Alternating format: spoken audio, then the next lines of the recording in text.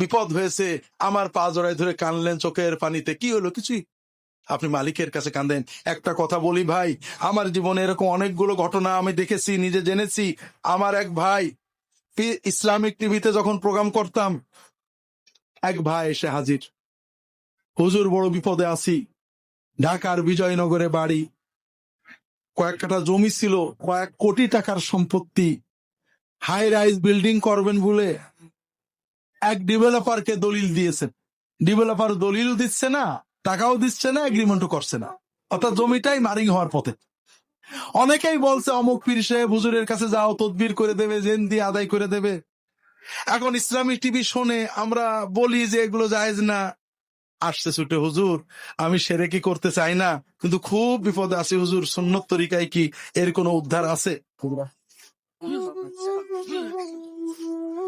আমি বললাম যে ভাই, আসলে এই রকম বিপদে মানুষের জুলুম থেকে বাঁচার জন্য, মানুষের ক্ষতি থেকে বাঁচার জন্য কিছু দোয়া রাসূলুল্লাহ সাল্লাল্লাহু আলাইহি ওয়াসাল্লাম বলেছেন। আমার রাহেবেলাতে আনতে বললাম, কয়েকটা দোয়া, 3টে না 4টে দোয়া দাগ দিয়ে দিলাম। ওই ভাই চলে গেলেন, ওনাকে বলে দিলাম সবসময় দোয়া করবেন, তবে শেষ রাত্রে তাহাজ্জুদের দোয়া আল্লাহ কবুল করে। যদি সম্ভব হয় শেষ রাতে উঠে তাহাজ্জুদের সাজদায় তাহাজ্জুদ পড়ে হাত তুলে 5 ওয়াক্ত নামাজের শেষে সালামের আগে দোয়া মাসুরাই, সালামের পরে আল্লাহর কাছে এই দোয়াগুলো বলে কানবেন, হয়তো বা আল্লাহ ছাড়িয়ে দিতে পারে। মাসখানেক পরে ওই ভাই এসেছেন, বলছে যে হুজুর আলহামদুলিল্লাহ, গতকাল না পরশু বললেন যে আমার ওই ডেভেলপার হঠাৎ আমার দরজায় এসে বেল দিয়েছে, খুলে দেখি লোকটা দলিলটা দিয়ে কিছু না বলে চলে গেল। আমি বললাম আলহামদুলিল্লাহ, খুব ভালো কথা। বলছে যে হুজুর আসলে ভালো কথা, তবে একটু কিন্তুটা কি?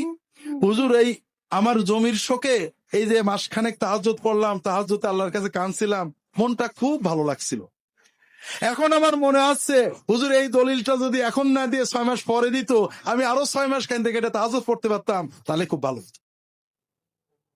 কথা বোঝেননি?